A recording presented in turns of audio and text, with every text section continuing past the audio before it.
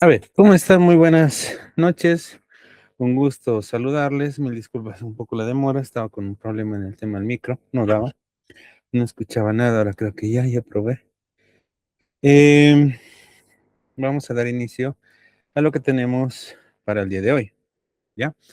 Em, Hoy día tenemos nuestra sexta sesión y vamos a trabajar fundamentalmente sobre lo que es PySpark. Vamos a vincularnos ya por fin al tema de Big Data ya en algunos ejemplos con datasets de prueba que tenemos justamente con Google Cloud Platform, ¿ya? Para que lo podamos ir trabajando. Ya, a ver, voy abriendo la presentación. Mientras tanto, comparto mi pantalla. Exactamente, esa es la diapositiva, acá y acá. Ya, ahí. Perfecto. Hago un poquito más grande esto. Ahí, y empezamos a hablar un poquito sobre lo que es PySpark, lo que es Spark. Abrir el WhatsApp, voy a abrir el WhatsApp para ver alguna consulta, alguna duda. Abrir el chat. Tuve que reiniciar varias veces mi equipo porque no daba el, el audio. Y no iba a poder escuchar si es que hubiera alguna consulta. Ujú. Ya, vamos a hablar sobre Spark. Ya. Eh, Herramientas de alto nivel para el procesamiento masivo de datos. Fundamentalmente hoy día vamos a trabajar sobre Google Cloud Platform, ¿ya? Sobre Colab con PySpark para poder ir viendo algún detalle, ¿ya? De MapReduce a Spark. ¿Por qué necesitábamos algo mejor? ¿Ya? En su momento ya les hablaba de que MapReduce trajo un gran cambio, ¿ya? En la sesión anterior vimos que MapReduce, a pesar de ser revolucionario, tiene algunas limitaciones. Limitaciones importantes. Por ejemplo, escribe resultados intermedios a disco de forma, ya, de manera constante, lo cual introduce muchas veces latencia. Y su modelo de programación solo mapa y reduce resulta rígido para expresar análisis más complejos e iterativos. Apache Spark tiene una ventaja mucho más importante. Eh, Tiene una ventaja mucho más interesante. Bueno, a partir de que Apache Spark nace en 2009 en la Universidad de California, en Berkeley, ¿ya? Y es liberado como proyecto de Apache Software Foundation, nace para resolver exactamente estos problemas, los problemas de MapReduce. Su propuesta central es simple, pero bastante importante y lo podemos llamar como que poderosa, ¿ya? Procesar datos en memoria RAM en lugar de escribirlos constantemente en disco, lo que permite acelerar drásticamente muchos tipos de procesamiento, incluso hasta 100 veces más rápido que Hadoop MapReduce en ciertos escenarios, especialmente en algoritmos iterativos como los que se usan en Machine Learning. Vamos a tratar de llegar hasta eso, un ejemplito, yo sé que todavía no lo han visto, pero un ejemplito para que después ustedes lo puedan correlacionar, ¿ya?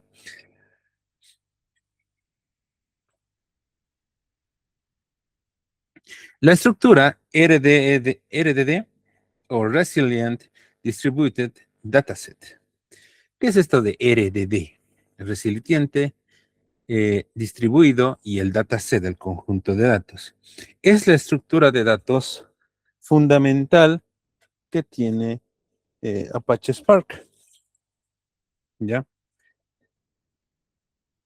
Es una colección de elementos distribuidos a través de los nodos de un clúster sobre la cual se puede ejecutar operaciones en paralelo.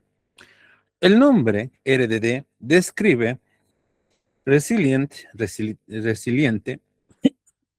porque puede reconstruirse automáticamente en caso de un fallo. Eso generalmente es resiliente. Puede reconstruirse a partir de un caso de un fallo en un nodo, gracias a que Spark recuerda la secuencia de transformaciones, el lineage, que dieron origen a este RDD, permitiendo recalcularlo desde el origen y así hacerlo más necesario, sin depender de una replicación constante en disco. Distribuido. Los datos dentro de esta estructura están repartidos físicamente entre múltiples nodos de un clúster, permitiendo el procesamiento en paralelo. Y el dataset, el conjunto de datos, siempre que escuchen dataset habla de conjunto de datos, es una colección de elementos similar y conceptualmente parecido a una lista de Python, a un arreglo unidimensional, pero distribuida con capacidades de procesamiento paralelo integradas. Bueno, un arreglo bidimensional, más correctamente con filas y columnas. Permite establecer esa estructura un concepto de inmutabilidad. ¿Ya? Esta estructura es inmutable.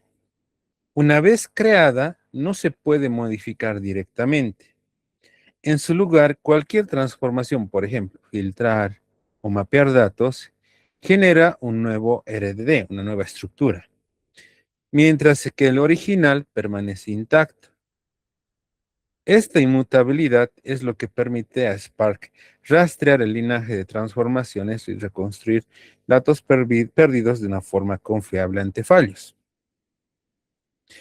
Lo cual da esta evolución estructural denominada data frames. Lo conocemos por pandas, por ejemplo. Los que trabajan mucho con pandas conocen lo que son los data frames, que es un tipo de elemento que trabaja pandas. Porque aunque la estructura que estamos trabajando, el RDD, sigue existiendo como la base interna de Spark, desde versiones más recientes, por ejemplo, Spark 2 para adelante, la forma recomendada y más utilizada de trabajar es a través de data frames del propio Spark, que es una abstracción de más alto nivel, organizada en columnas con nombre y tipo de dato definido, muy similar a un concepto de un data frame en Pandas o una tabla SQL, para los que más trabajan con SQL, pero distribuida entre los nodos de un clúster. ¿Ya? Los data frames de Spark ofrecen ventajas importantes sobre las estructuras anteriores. Por ejemplo, una API más simple e intuitiva que es más cercana a lo que conocemos SQL. También se establecen optimizadores automáticos de rendimiento a través del motor que trabaja con Catalyst y el optimizador de consultas internas de Spark, que analiza las operaciones solicitadas y decide la forma más eficiente de ejecutarlas. Además de que da mejor interoperabilidad con otras herramientas del ecosistema de datos, como la lectura, la escritura, con Parquet, con JSON, con CSVs, ¿ya? Conexiones con base de datos, etcétera. A ver, un segundito, por favor. Ya está. En esta clase, en esta sesión, nuestra sexta sesión, trabajaremos con data frames de Spark, porque son el estándar actual de la industria. Aunque es importante conocer los conceptos de RDD, la estructura original de Spark, pero es una base conceptual sobre la que todo el motor de Spark está construido. ¿Ya? Acá, la lazy evaluation.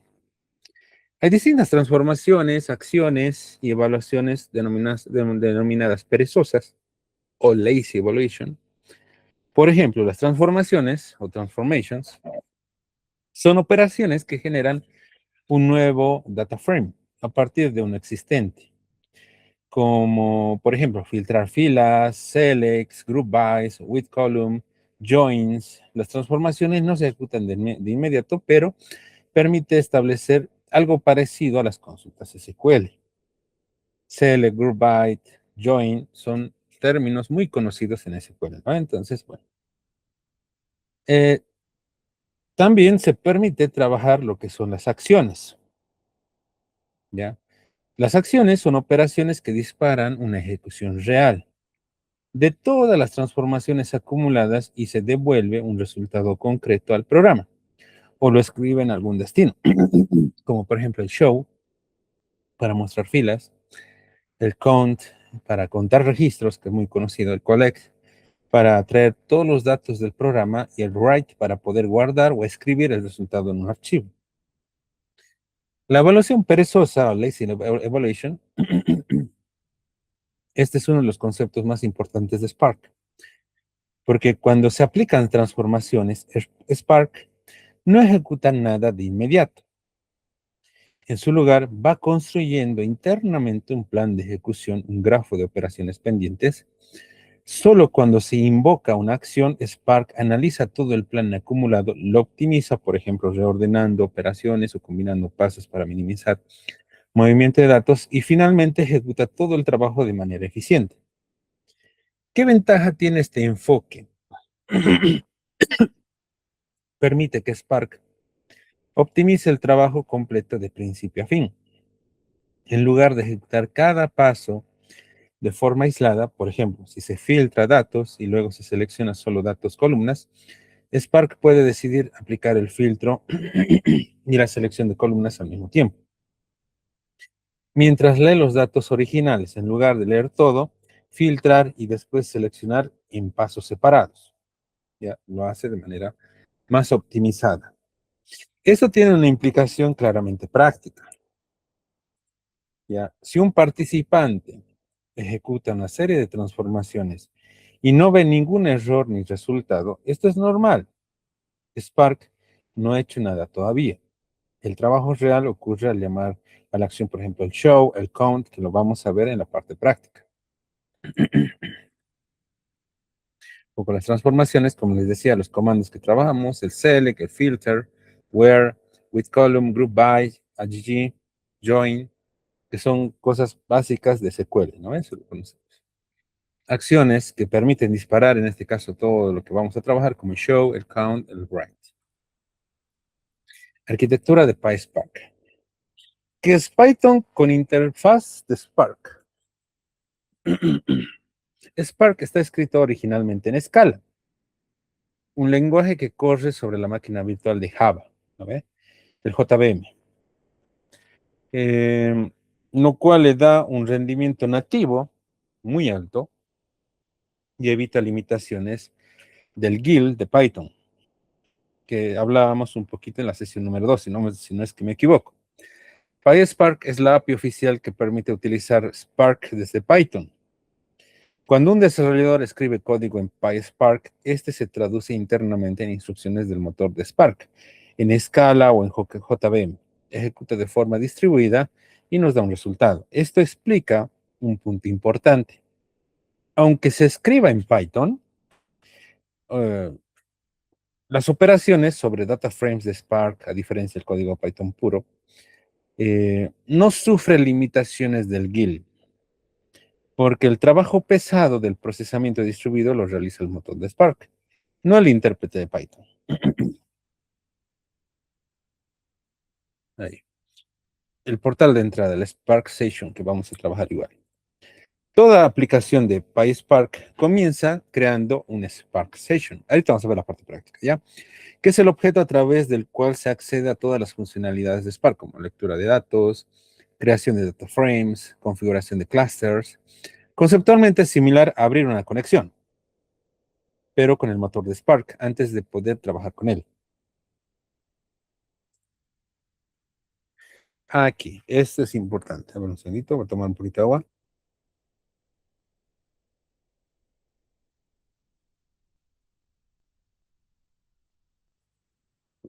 Ya, esto es importante. Una comparación de pandas con PySpark. ¿Cuándo usar cada uno? Por ejemplo, en Pandas, la arquitectura establece un procesamiento en una sola máquina, es no distribuido. En PySpark hay un procesamiento distribuido entre múltiples nodos, lo digamos distribuido en clusters. El límite práctico de datos de Pandas es limitado por la memoria RAM de una sola máquina. PySpark escala horizontalmente agregando nodos al clúster, es decir, tiene una escala horizontal infinita. Pandas tiene una velocidad con datasets pequeños que es generalmente más rápido, sin un overhead de distribución. PySpark puede ser más lento por el overhead que permite coordinar los clusters para datasets pequeños, pero en datasets inmensos, ahí se ve claramente la diferencia, que es lo que vamos a ver ahorita. Velocidad con datasets muy grandes. Pandas se vuelve inviable, ¿ya? O extremadamente lento. PySpark tiene un diseño específicamente para esta escala y obviamente rinde mucho mejor.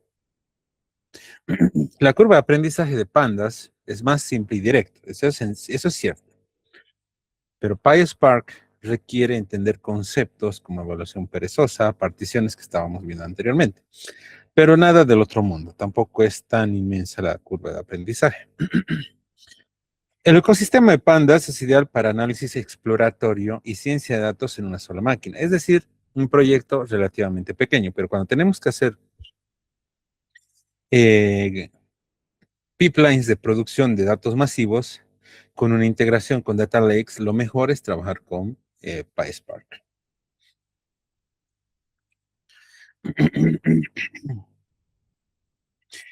Una regla práctica de decisión para ver cuál usar, ¿ya?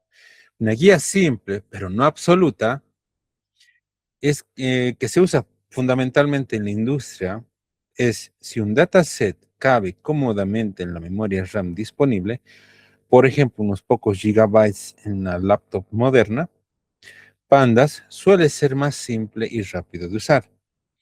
Cuando el volumen de datos se acerca o supera la cantidad de memoria de una sola máquina, o se sabe o seguirá creciendo de forma significativa, es momento de considerar PySpark u otras herramientas distribuidas. Algunas similitudes que facilitan el aprendizaje. Quien ya conoce Pandas encuentra muchas similitudes conceptuales en PySpark. Ambos organizan los datos en filas y columnas con nombre, fácil, sencillo para toda la familia. Ambos permiten filtrar, fácil, seleccionar columnas, agrupar y agregar datos, mucho más fácil. Y ambos tienen una sintaxis relativamente parecida, no seamos exagerados, pero relativamente parecida para estas operaciones básicas. La diferencia principal no está tanto en qué se puede hacer, ¿ya? Sino en cómo y dónde se ejecuta el procesamiento por debajo, ¿ya? El lenguaje universal de Spark SQL, ¿ya? Es bueno que lo podamos conocer, por ejemplo, para entrar a la parte práctica. Si bien corremos en un equipo o en Google Colab, eh, PySpark no está por defecto. A diferencia de Pandas o NumPy, muchas veces en el Colab está. Es necesario instalarlo mediante una ejecución en pip, que yo les voy a pasar, al inicio de cada sesión de trabajo, junto con Java. Pero eso ya viene muchas veces con Colab, ya que Spark corre sobre JVM.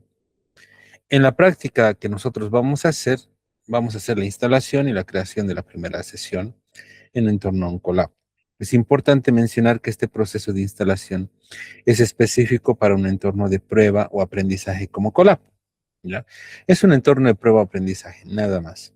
Ya cuando lo quieran llevar ustedes a producción, que eso lo van a hacer más adelante con otras herramientas, ahí van a trabajar con clústeres reales en un solo nodo, pero vamos a ir viendo igual algunos detalles. Operaciones básicas con data frames en Spark o Spark SQL. Para lectura de datos, ya, Spark puede leer desde múltiples formatos y fuentes como CSVs, JSON, Parquet, bases de datos relacionales y sistemas de almacenamiento distribuido como el HDFS, el S3 o el Google Cloud Storage. La lectura en sí es una transformación de bajo costo. Spark no carga todos los datos en memoria de inmediato, solo cuando una acción los requiere. Para eso tenemos el comando select que vemos ahí en pantalla, que permite elegir un subconjunto de columnas, el filter, el where, que estamos viendo ahí, para filtrar filas según una condición, el with column, uh -huh, el with column que permite en este caso crear o modificar una columna, generalmente a partir de una expresión sobre otras columnas, group by, el AGG, agrupar filas por una o más columnas y calcular agregaciones como suma, promedio, conteo sobre cada grupo. El join, igual que es un comando, un operador conocido tanto en SQL como Spark, que combina dos data frames a partir de una o más columnas en común. También las acciones.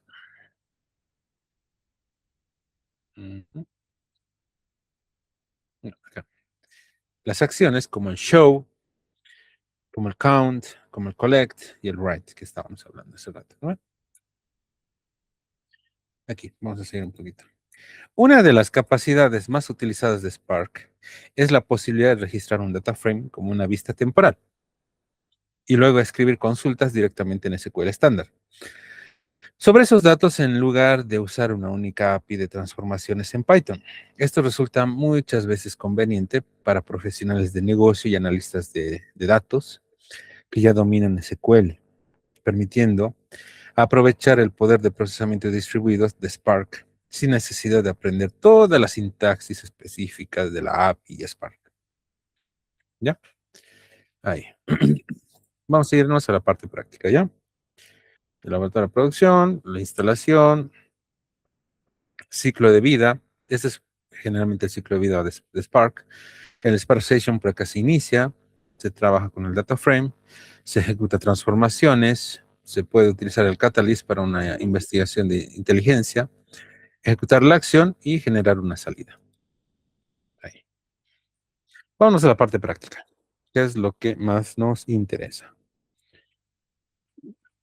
Vamos a abrir Google Colab.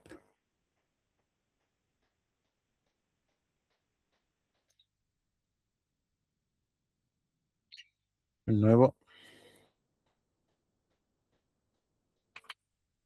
Vamos abriendo Google Colab. Antes de abrir Google Colab, ya me estaba olvidando. Es importante para el ejercicio que vamos a hacer el día de hoy, como les decía desde la sesión número 1, que tengan creado con su cuenta de Gmail el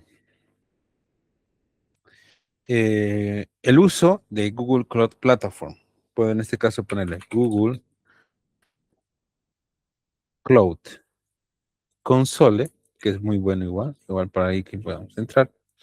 Google Cloud, acá, Google Cloud Console, pueden registrarse con su nombre de usuario, acá.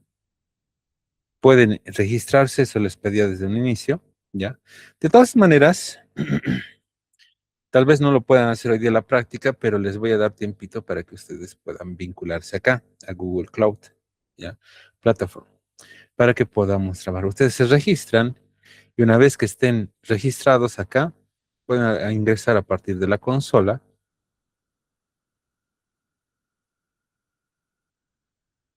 Ahí. Y crear nuevos proyectos, ¿ya? Acá yo tengo varios proyectos creados, o puedo crear un nuevo proyecto acá en esta partecita. Puedo crear un nuevo proyecto y listo. Acá puedo crear uno.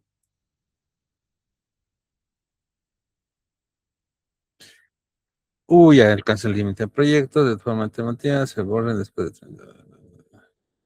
No, yo tengo ya. Si ustedes lo tienen en blanco, les va a dejar crear un nuevo proyecto. Igual, si tienen consultas o dudas en esta parte, igual me lo pueden hacer saber. ¿Ya? No hay problema, eso lo vemos inclusive mañana, no hay problema. Si tienen consultas, dudas, pero hay que crear un proyecto. Yo les voy a mandar tema porque ahorita de mí se me llenó. Tengo acá varios. Los voy a borrar después para poderlo hacer. Tengo varios proyectos. Yo voy a usar este que tengo acá. He creado uno con este nombre. Ustedes cuando estén con su proyecto creado acá, con ese nombre, pueden trabajar en el panel acá de su proyecto de cloud. Aquí, esto es muy importante, la información del proyecto. Cuando ustedes crean un proyecto, les da información relativa a este proyecto. Por ejemplo, este. ¿Ya? No se preocupen que esto salga en pantalla, no interfiere lo que yo tengo, porque generalmente para poder ingresar al proyecto, primero Incolab me va a pedir que me valide, que yo ingrese con mi cuenta y recién accede a este proyecto. Si no, va a buscar este proyecto en su cuenta de ustedes, así que no se preocupen, eso no hay drama. Acá, recursos.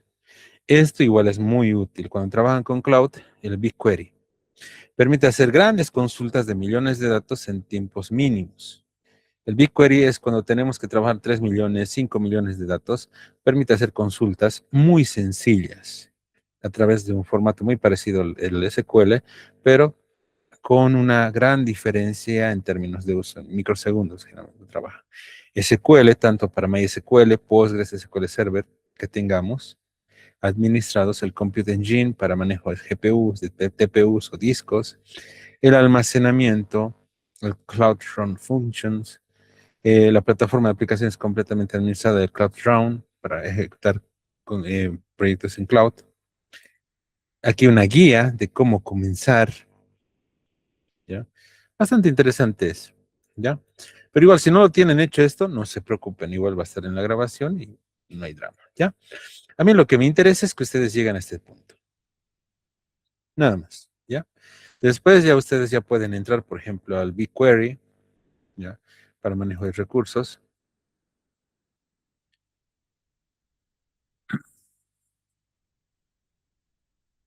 ¿ya?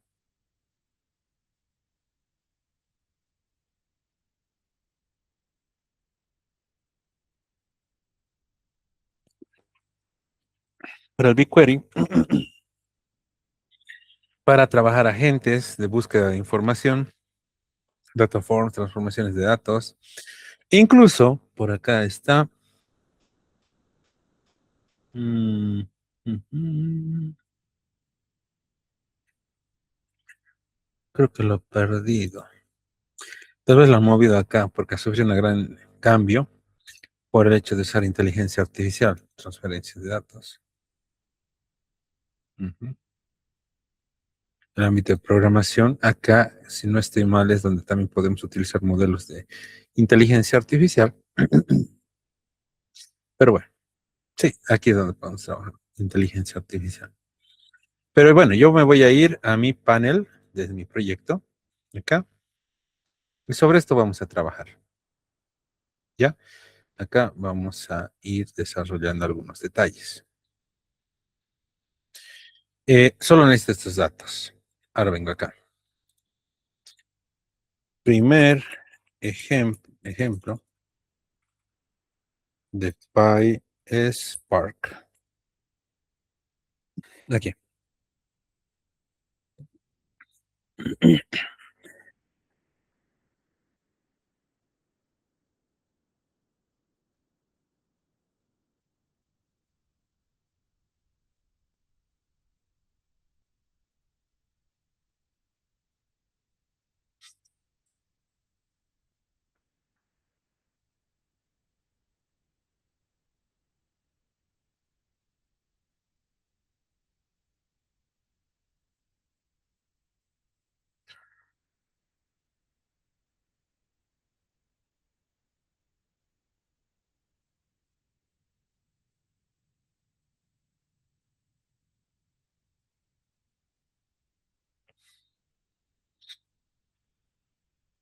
Vamos a ir al primero de nuestros ejemplos, ¿ya? Vamos a trabajar, en este caso, a ver un segundito. Quiero ver dónde están mis ejemplos, que los tengo listos. para poder trabajar.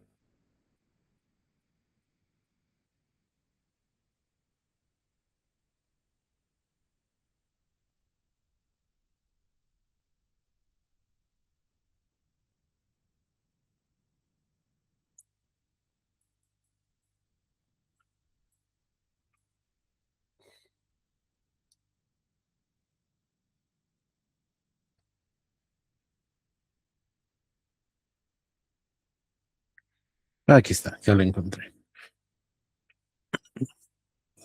En este caso, vamos a trabajar inicialmente la instalación de PySpark. Ya, vamos a trabajar inicialmente la instalación de PySpark en Colab. De ahí nos vamos a autenticar con nuestra cuenta de Google. Ya, para acceder a este repositorio que nosotros tenemos, ese proyecto. Y vamos a traer datos reales de BigQuery Public Datasets usando un cliente oficial de Python para convertir esos datos reales en data frames de Spark y aplicar transformaciones, acciones y Spark SQL, lo que hemos estado viendo. Paso inicial o un requisito previo es la instalación de PySpark. Esta es. Lo ejecuto y les paso a ustedes la instalación. ¿Dónde está el grupo? Aquí estamos. Primera línea.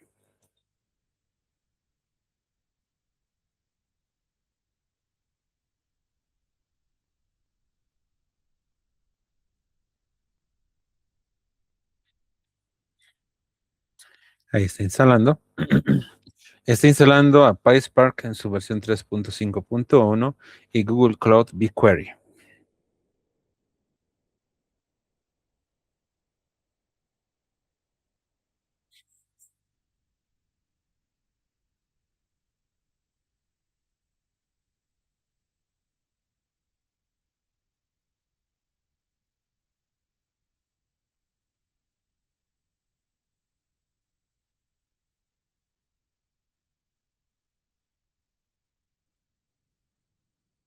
Igual, aquí nos ha dado un error de dependencia.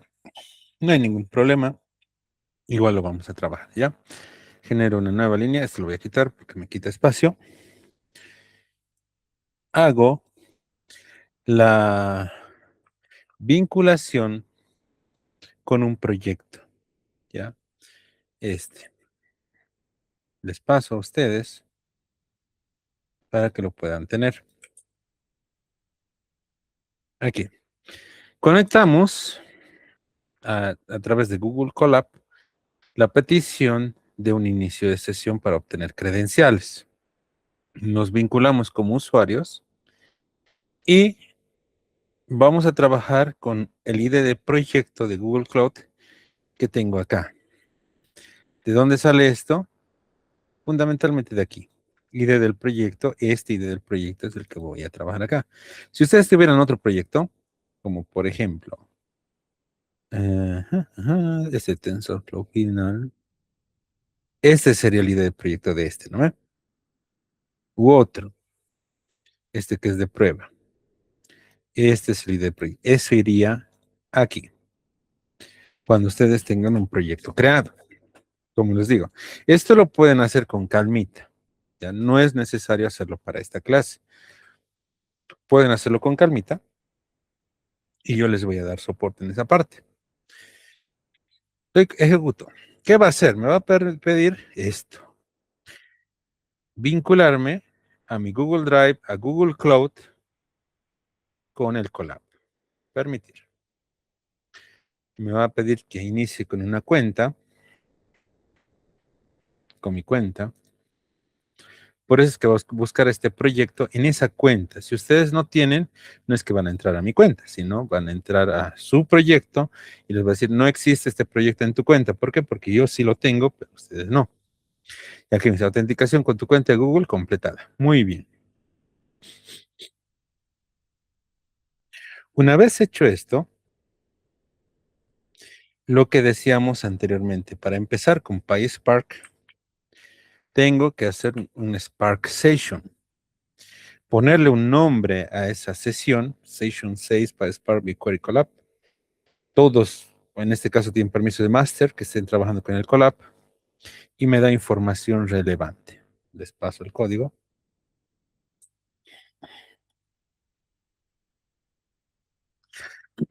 Estoy con PySpark en la versión que hemos instalado, estamos correctos, 3.5.1. Núcleos locales disponibles para Spark, 2. Está bien. Para probar está bien. Después ya cuando esté fuera de la llamada, obviamente con más poder de recursos y velocidad, ya le puedo subir más núcleos. Pero estamos bien, ¿no?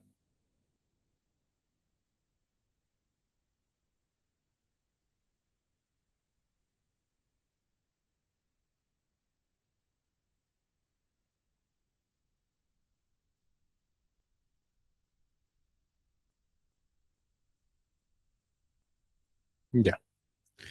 Vamos a otra línea de código.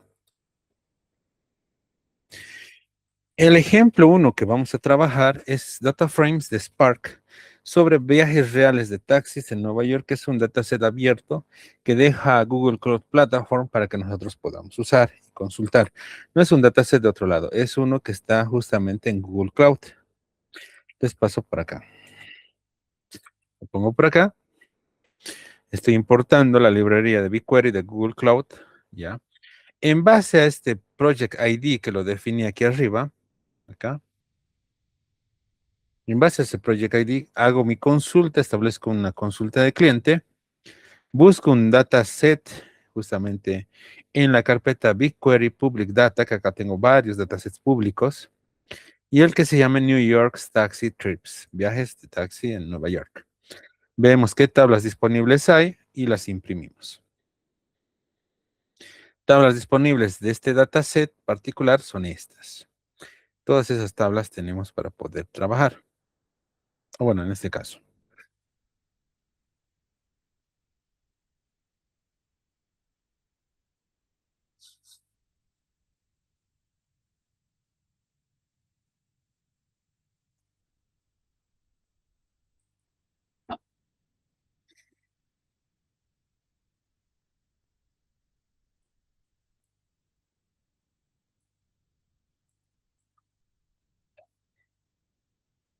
Esto creo que les he pasado, sí.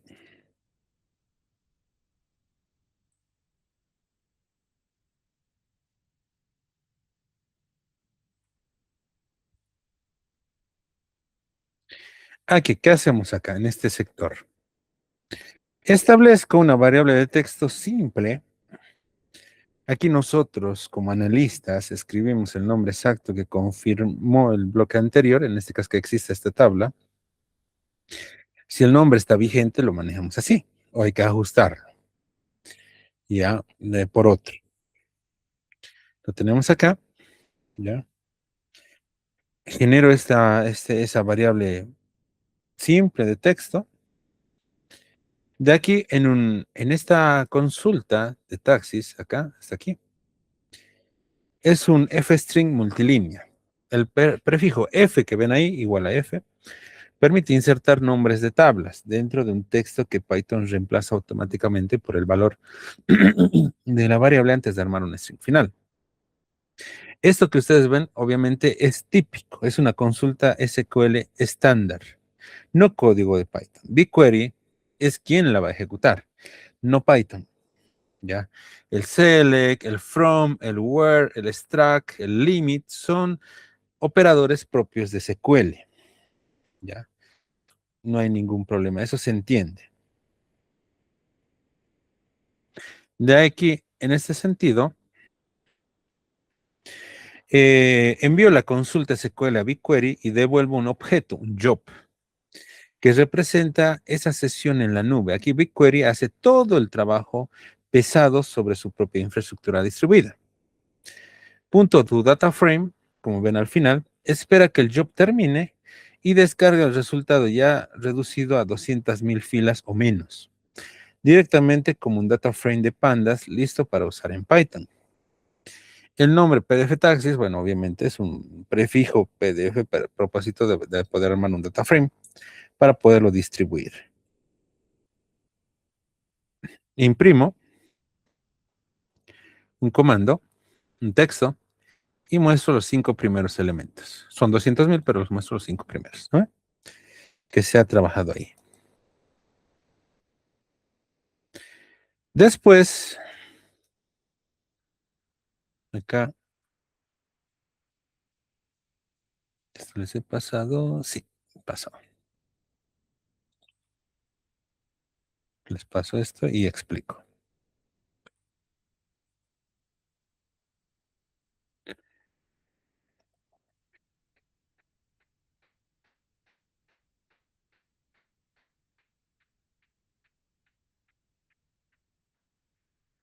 Acá, lo que hacemos en esta función es convertir a data frame de Spark. Aquí ocurre ese puente, donde toma el data frame de pandas que lo tengo arriba, que vive enteramente en la memoria de Python en un solo hilo, y lo convierte en un data frame de Spark, la estructura distribuida que vimos justamente en la base teórica. Internamente Spark parte estos datos en particiones o en fragmentos que puede procesar en paralelo entre los núcleos disponibles de la máquina. El nombre, como vemos ahí, en este caso, el nombre de la variable, el df taxis, ya, marca la convención de que ahora es un objeto de Spark, no de pandas, ya, aunque contenga los mismos datos. Y bueno, muestro un mensajito y el número de particiones de data frame que ha trabajado en este caso en 2.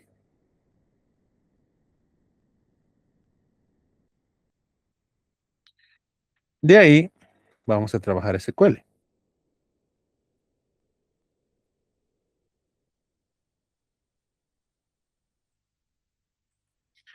Vengo por acá.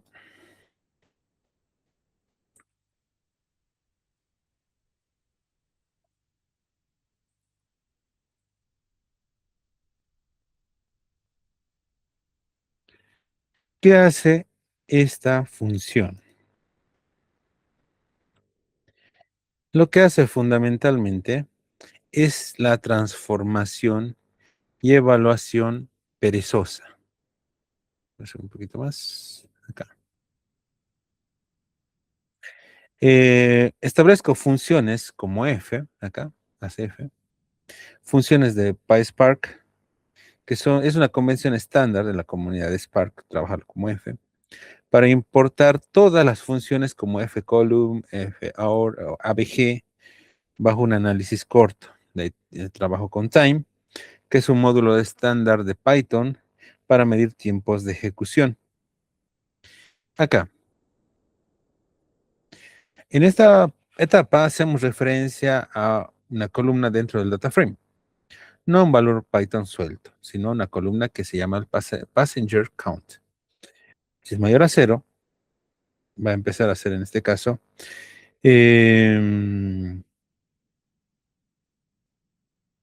una ejecución, sería más correcto. Esto que ven justamente en la condición de mayor a 0 es una transformación que le dice, a Spark que se queda aquí solo cuando las filas donde pasajeros sean mayores a 0, pero no ejecute nada todavía. Solo anota el paso en su plan interno.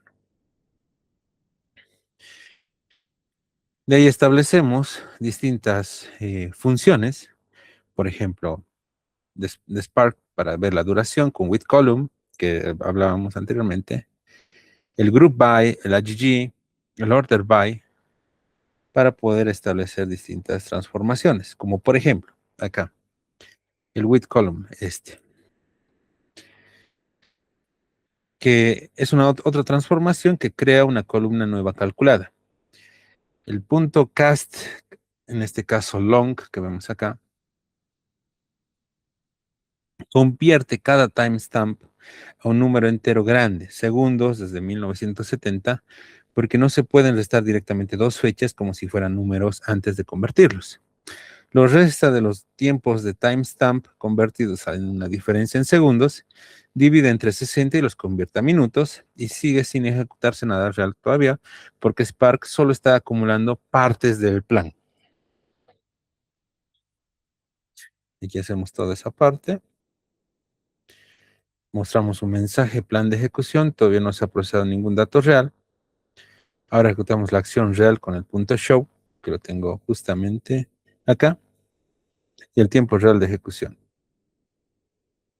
Ahí. Hora del día, hora, bueno, total de viajes, duración promedio mínimo, las distintas transformaciones. Más o menos cuánto tardó en procesar. Obviamente, como estamos en un entorno educativo de prueba, va a tardar, porque no le estamos dando muchas CPUs. Pero cuando lo distribuya en Big Data, esto es básicamente menos de un segundo para procesar esto. Vamos con la siguiente etapa. El Spark SQL. Justamente sobre estos mismos datos. Aquí vamos a registrar el data frame real como una vista temporal y repetimos el análisis usando SQL puro. Por ejemplo, acá voy a hacer esto.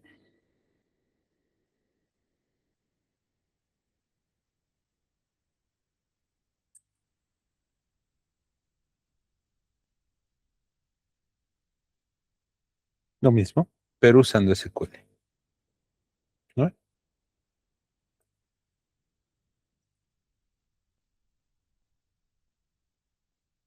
Ahora vamos a trabajar la estructura RDS sobre el texto real, por ejemplo, con títulos reales como el Hacker News, BigQuery Public Data.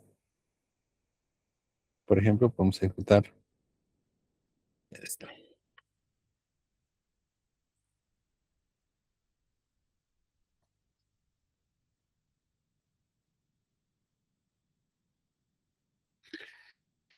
Aquí, ¿qué hacemos? Para conectar el patrón de MapReduce que hemos visto en la sesión 4, aquí vamos a aplicar un word count usando RDS de Spark, un flat map reduce by k, que establece una forma explícita de ver patrón, mapa, shuffle and reduce dentro de PySpark, pero en una consulta particular, no en un SQL particular. Títulos reales de Hacker News descargados 50,000.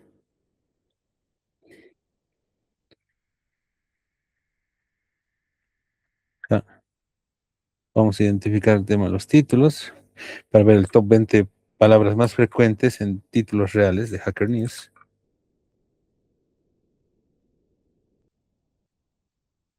Con Lambda, que estamos trabajando con Map, con Reduce, con Filter.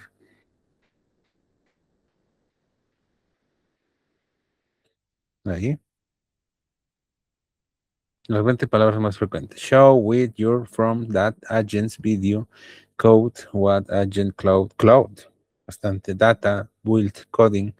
Palabras más frecuentes. O términos más frecuentes. Ahora vamos a hacer una comparación entre Pandas y PySpark.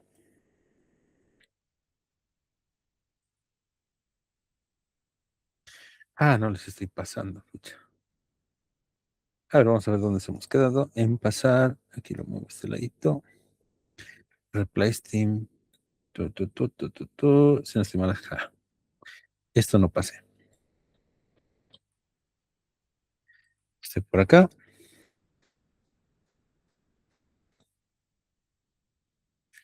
Este también por acá, que acabamos de hacer.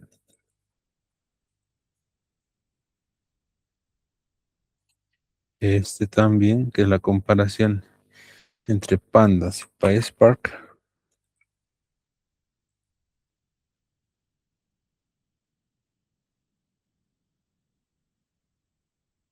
Ahí. Ahora estamos al día.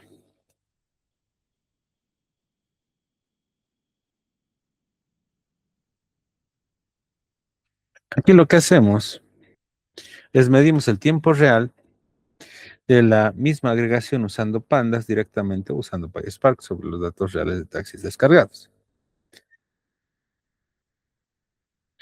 Obviamente, les decía, para datasets pequeños y especialmente en un ámbito de educativo, Pandas es muy bueno. Y PySpark está con bastante más demora. Como dice acá, nota, con un dataset de este tamaño, unos cientos de miles de filas, en una sola máquina, Panda suele ser más rápido que PySpark, porque Spark tiene overhead de coordinación interna que solo justifica cuando los datos no caben en la memoria de una sola máquina o cuando se necesita distribuir el trabajo entre varios nodos reales, como en Dataproc, que hemos visto, ¿no? Ahí. Para este caso, obviamente, estamos así.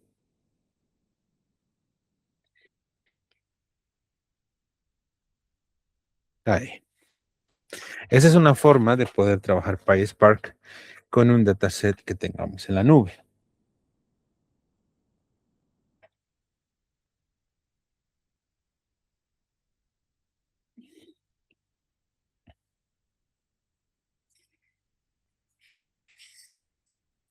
Vamos con otro ejemplo.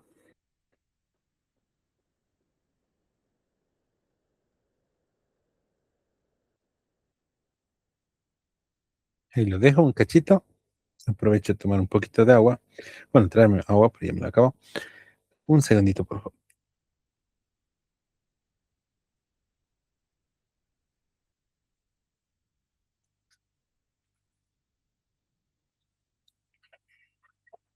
Ya, vamos con el siguiente ejemplo.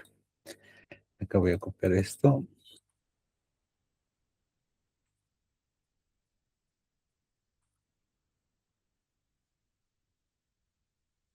Ok. En este caso, vamos a hacer un análisis de alto nivel con un proyecto justamente en Big Data. Un análisis exploratorio y de negocio sobre datos reales de BigQuery.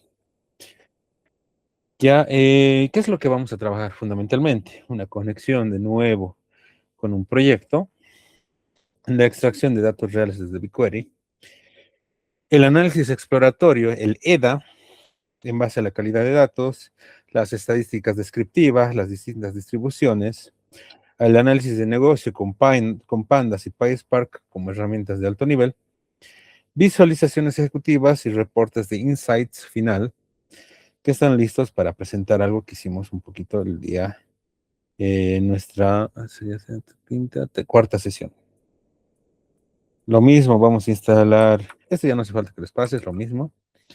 Eh, PySpark, bueno, es otra forma de poderlo trabajar. Igual les paso otra forma,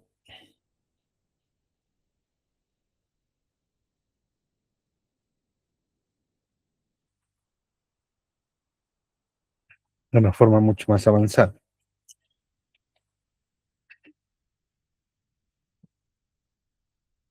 Y esperamos que descargue.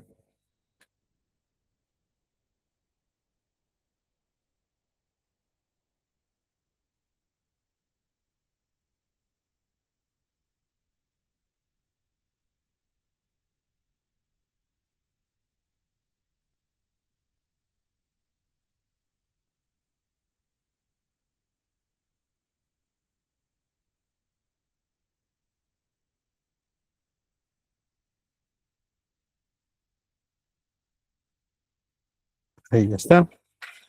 Hago este, lo quito. Genero mi vinculación con el proyecto. Esta es una forma más correcta de vincular al proyecto. Es una forma en formato de plantilla, ¿ya? Para que nosotros cambiemos estos valores. Este es más formal. Lo que vimos anteriormente, que hace lo mismo, es una misma vinculación, pero es más informal para empezar a entender el proyecto, esto. Pero esta es una forma mucho más formal. A veces se requiere el project number, el project ID, el project name, y es necesario que nosotros lo tengamos registrado. Son credenciales del proyecto ya configuradas para que nosotros lo cambiemos cuando queramos. Lo ejecuto. Igual me pide permiso, permitir, continuar. Si no hago este paso, no accede a mi cuenta y obviamente no encuentra el proyecto.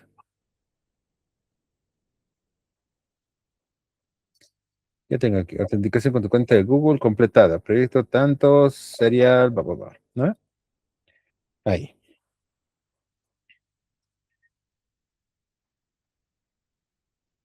Esto, sí les he pasado. Este es un código igual muchas veces utilizado para poder ver conexiones.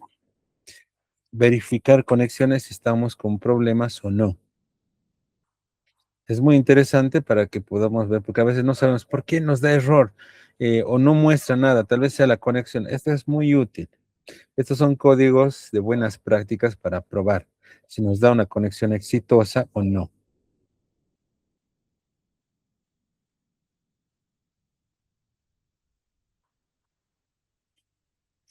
Vamos a extraer los datos reales desde Big Data, desde Public Data, ahí, obviamente desde Public Data y la base de datos o el conjunto de datos que vamos a trabajar, ¿no? Y las tablas disponibles. Todas esas tablas tenemos para poder trabajar.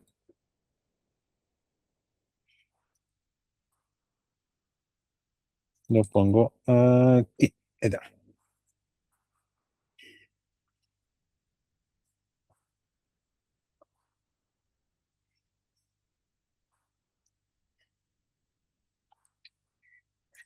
Hacemos una consulta, nos sale con las columnas que estamos trabajando, unas 300,000, para limitarlo y ver cuánto nos consume. Vamos a ejecutar, ahí está. Esta consulta procesará aproximadamente 2.8 gigas. 300,000, 2.8 gigas generalmente de memoria consume para poderlo procesar.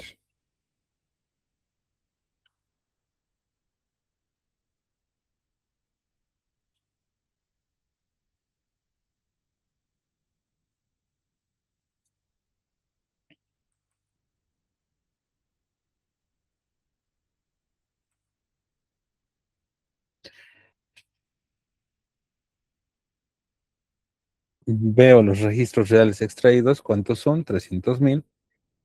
Acá están 300,000 datos y los muestro los primeros 5. ¿No? Esto ya es parte un poquito de lo que estábamos haciendo anteriormente.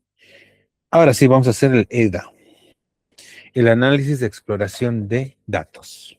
¿Ya? Primero vamos a trabajar la calidad de datos.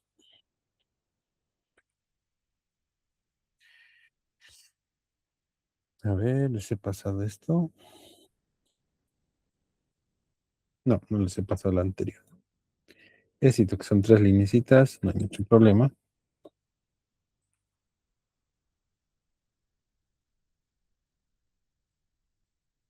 Y la primera etapa del EDA para ver la calidad de datos.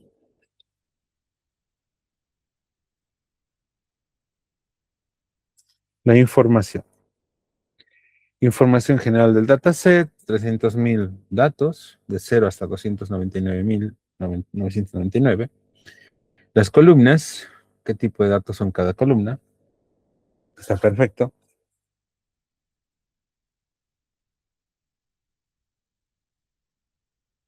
El uso de memoria, 18.6. Valores nulos por columna. ¿Cuántos NAND tengo? 2,608 en passenger count. En las otras estamos bien, no tenemos valores nulos. Valores potencialmente inválidos de 0 a 2,840.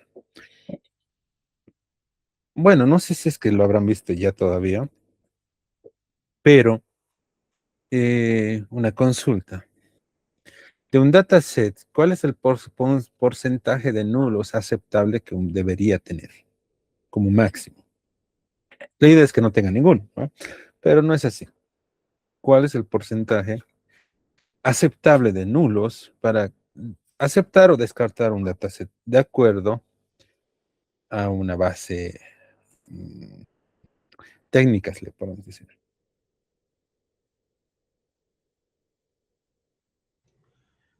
Podría ser hasta un 5% Mm, general. ya. Sí, puede ser, puede ser. La idea es de que no sobrepase 10 a 15%. 5% está bien, pero cuando tenemos datasets grandes, puede subir un poquito hasta 10 o 15. Cuando es chiquito el dataset, la idea es que llegue a 5, máximo 10. Está bien, es buena respuesta. Entonces, la idea es de que tengamos nosotros que ver. Imagínense un dataset que tenga el 50% de valores nulos. Obviamente no podemos descartar el dataset si es que tiene muchas columnas, podemos obviar alguna. Ahora, si es una columna importante, eso entra mucho el criterio del analista. Ver, a ver, ¿es una columna importante o son los nombres? O no me ha respondido en alguna cosa que sea irrelevante, por ejemplo, en comentarios. La mayor parte no me deja comentarios de la encuesta o alguna cosa. Entonces, eh, hay que valorar.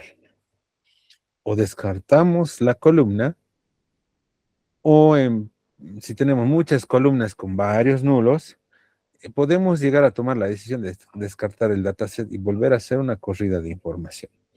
Entonces, depende mucho del criterio que tenga el analista, ¿ya? Depende mucho de ese criterio. Vamos con el siguiente. Porcentaje descartado, en este caso, que vamos a trabajar ahora, es la limpieza basada en reglas de calidad identificadas que hemos trabajado acá.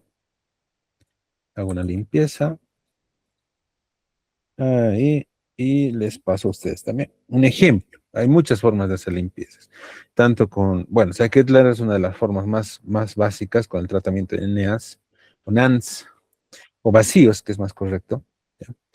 En base a la media, a la moda, a la mediana, dependiendo del criterio que nos tengamos. Pero generalmente tenemos esta parte.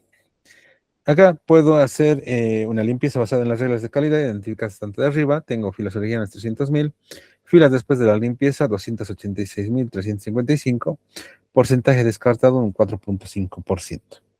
Esta es la forma más sanguinaria, le podemos decir así, de hacer limpieza. Es borrar, ¡pum!, toda la fila.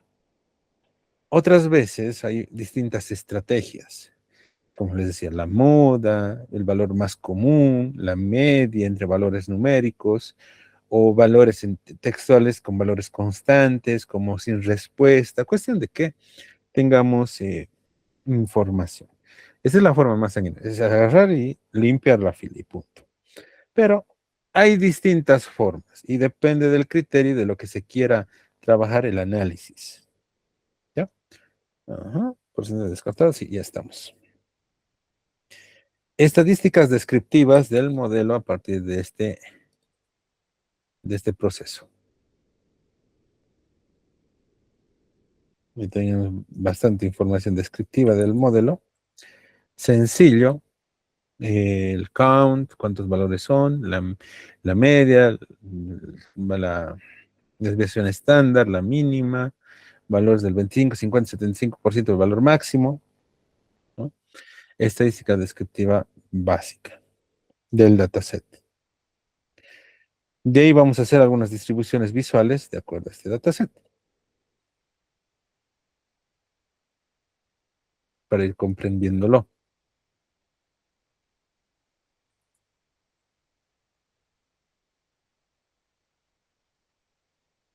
¿No?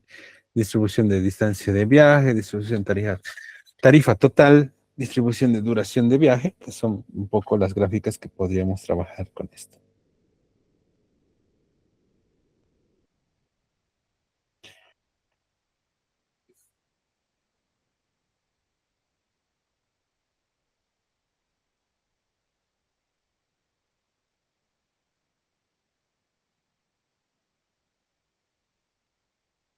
Otra gráfica muy interesante cuando tenemos que analizar es la matriz de correlaciones, que me imagino que igual ya un poco lo han visto,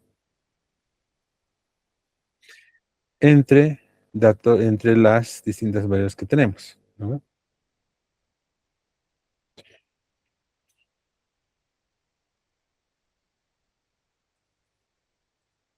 Ahí les paso el código.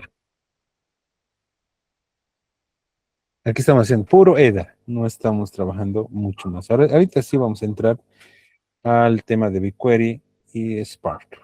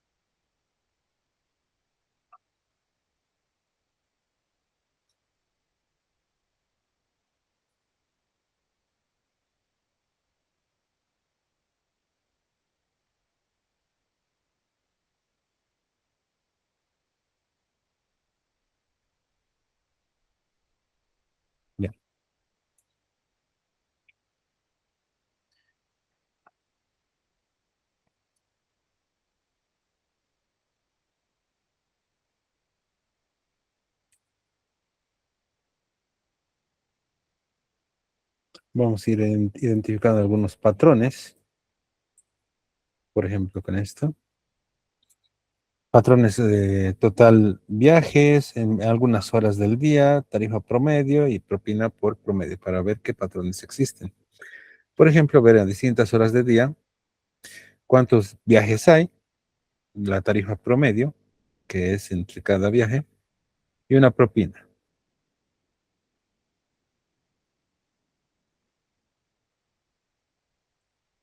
Creo que a las 5 acá es tal vez la propina más alta, los 79, creo que no hay otra que le gane.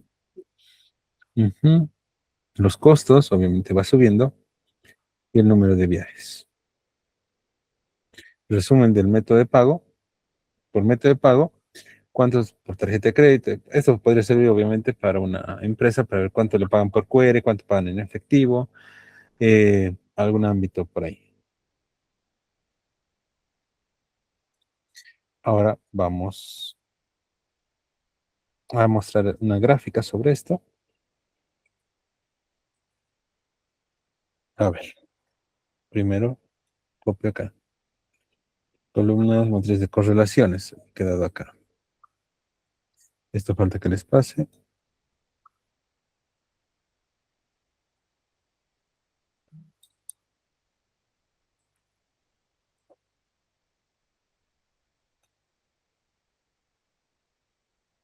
Y la gráfica.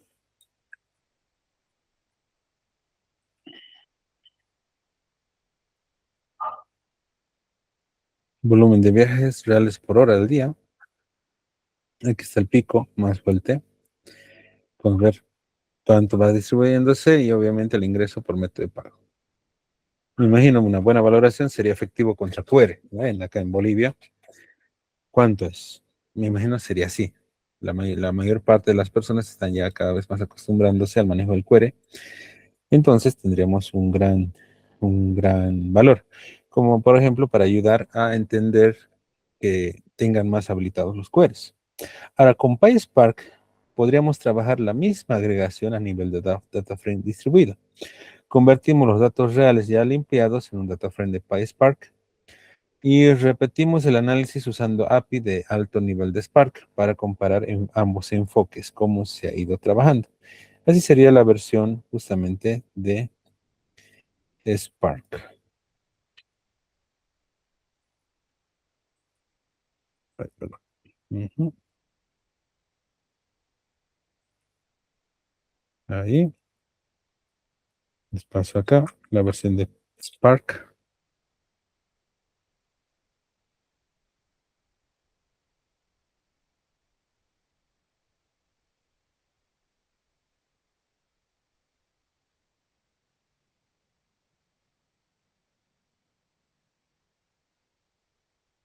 Ahí está, con PySpark la misma comparativa que estábamos trabajando y el resumen ejecutivo trabajado con la información.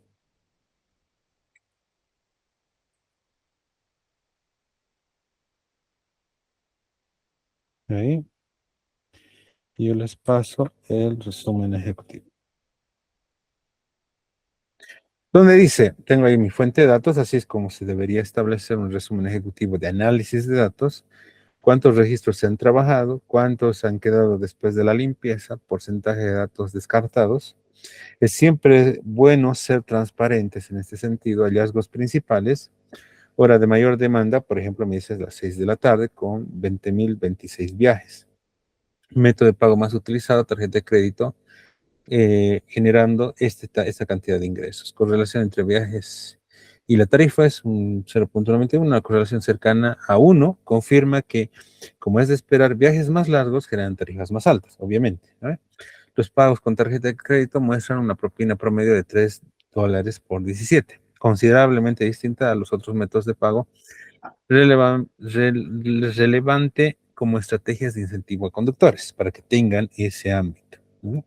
De ese tipo de pago. Recomendaciones de negocio. Bueno, eso es lo que podríamos hacer en base a este dataset, usando tanto Pandas como PySpark y generando ese ámbito de información puntual.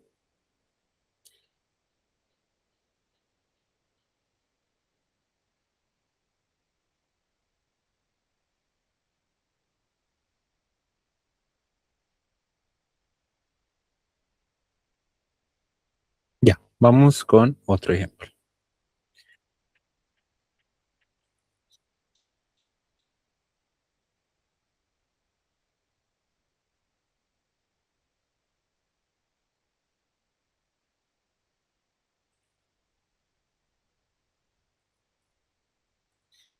Esto los voy a quitar para que no consuma memoria. Ahí.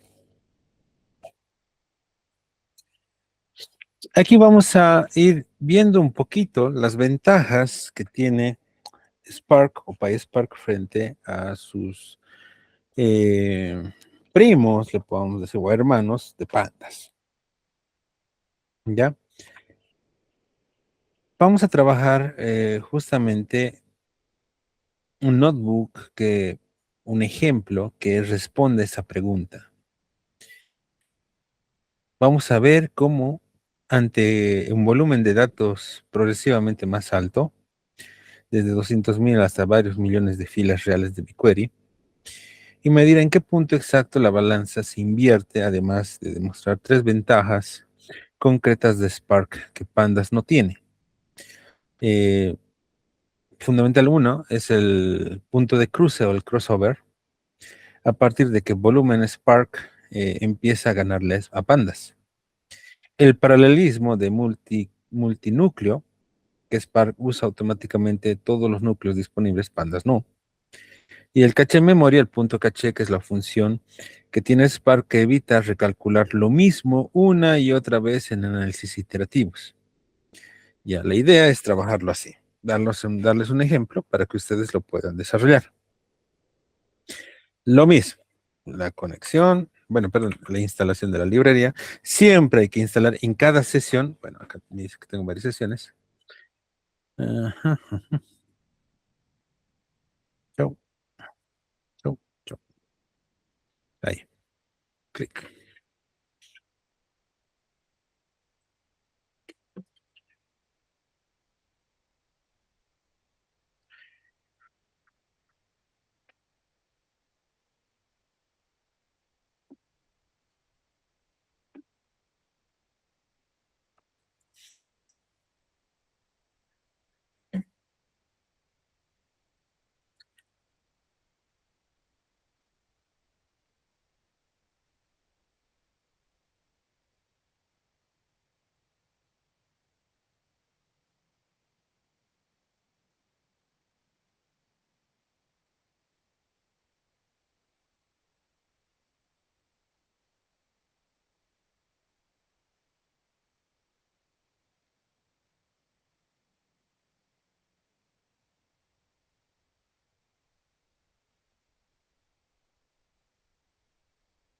Voy a copiar los ejemplos que teníamos anteriormente. Sí, permitir.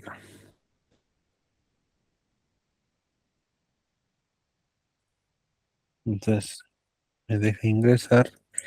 Les pongo de nuevo lo que estoy haciendo para que ustedes lo puedan utilizar.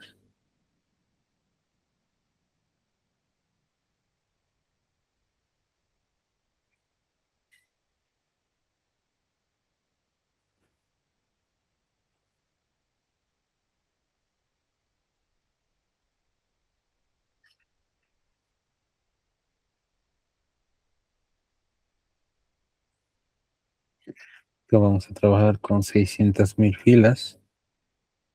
Ahí está nuestra consulta, ¿no ve? 600.000 filas, más o menos 1.35 gigas de datos.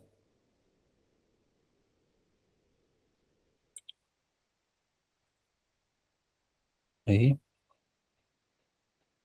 Para medir el tiempo de procesamiento con el import time, vamos a trabajar esta parte para poder extraer información a través de los logins que tenemos en datos reales de BigQuery.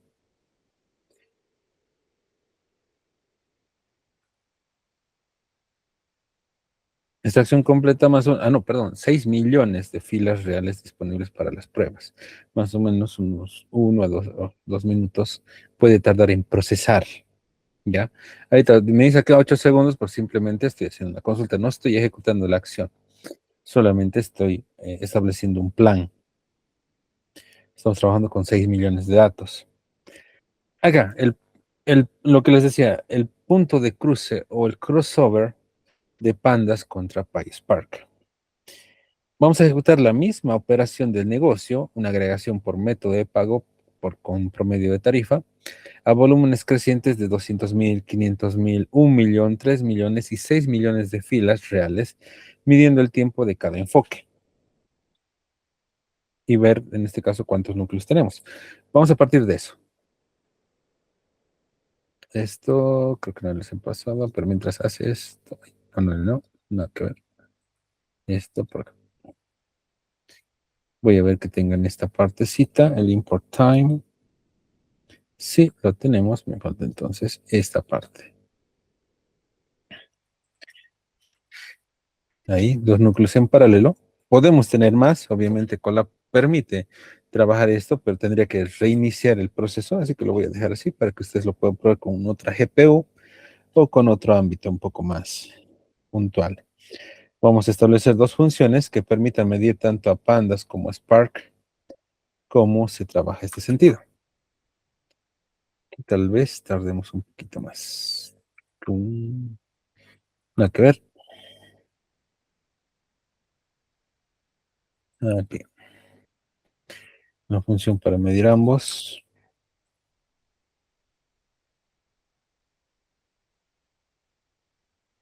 Con 200.000, con 500.000, con 1 millón, con 3 millones y 6 millones de datos.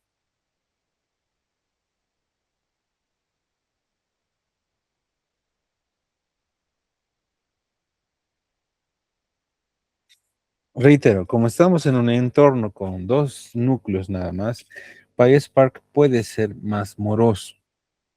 Pero cuando le damos mayor GPU, mayores núcleos, esto tiende a bajar. Y eso les voy a dejar para que ustedes lo puedan probar. Y a este código, retocando el tema de los GPUs y retocando el tema de los núcleos, como hemos hecho a un inicio en la primera sesión. ¿Vale? Entonces, esto les voy a dejar el código para que ustedes lo prueben y puedan revisar esa parte.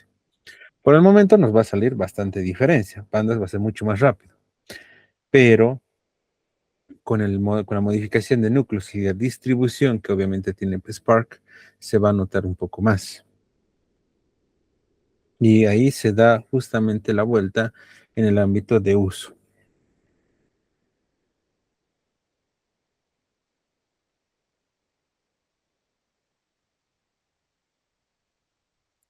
Un millón de filas.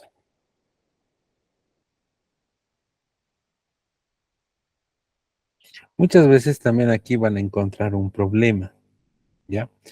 Es cuando van trabajando con más millones de datos, Pandas puede, a través de Colab, puede tirar un error de que ya no le queda memoria RAM.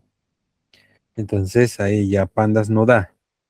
Solo trabajándolo con PySpark ya se permite desarrollar con más datos. Hay un límite que Pandas ya se rompe y manda un mensaje de que no le queda más memoria RAM. Porque como veíamos, se trabaja fundamentalmente en ese espacio.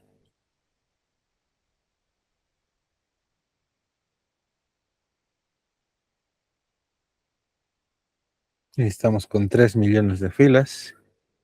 Ya va a terminar. Generalmente la última tarda un poco más.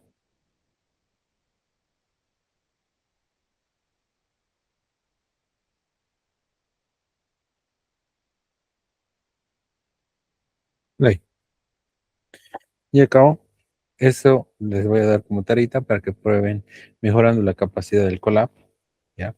Con más núcleos, especialmente con la GPU, para ver un poco más las diferencias, ¿ya? De ahí, el tiempo nos está comiendo, así que capaz lo tengamos que terminar la siguiente. De todas maneras, vamos a hacer hasta esta etapa. El gráfico, para que ustedes lo puedan ver.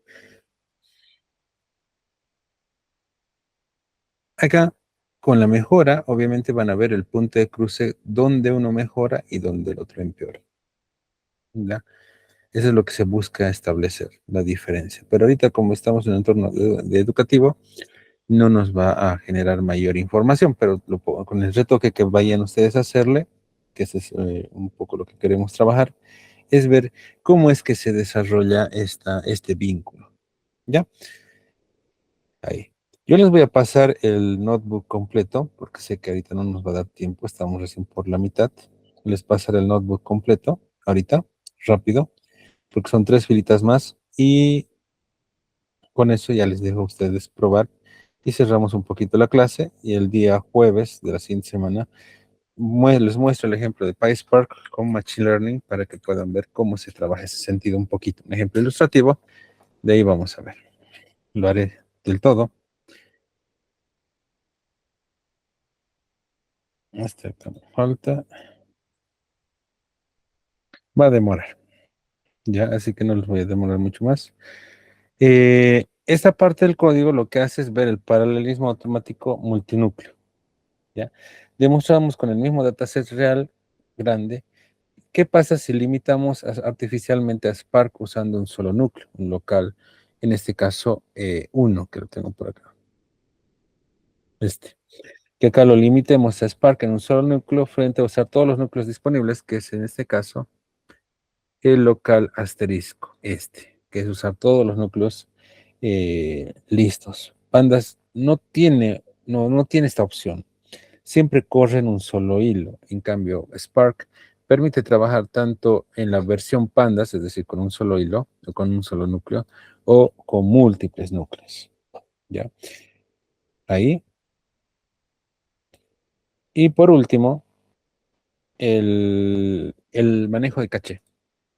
Esto les voy a pasar a todos para que lo puedan tener y lo puedan probar, ¿ya?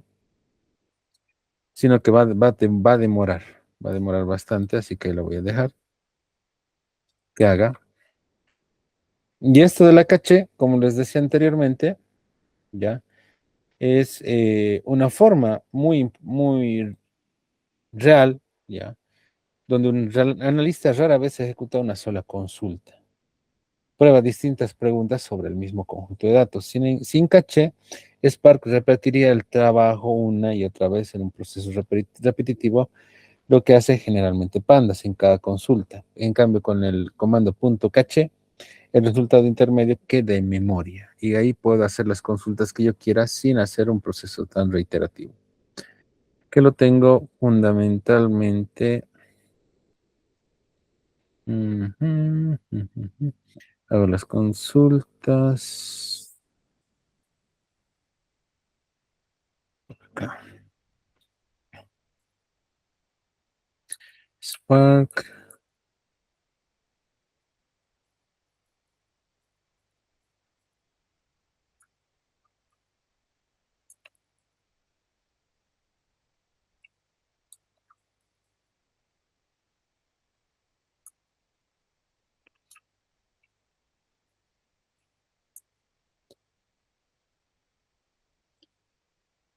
Spark es activo. Acá trabajamos en este caso la sesión, si es que no está activo. Aquí. Cuando creamos el data frame, generalmente establece el manejo de caché. En esta parte es donde se almacena, generalmente como un resultado intermedio de todo el proceso que se ha realizado. ¿Ya? Y esta última etapa, que es la muestra de la caché.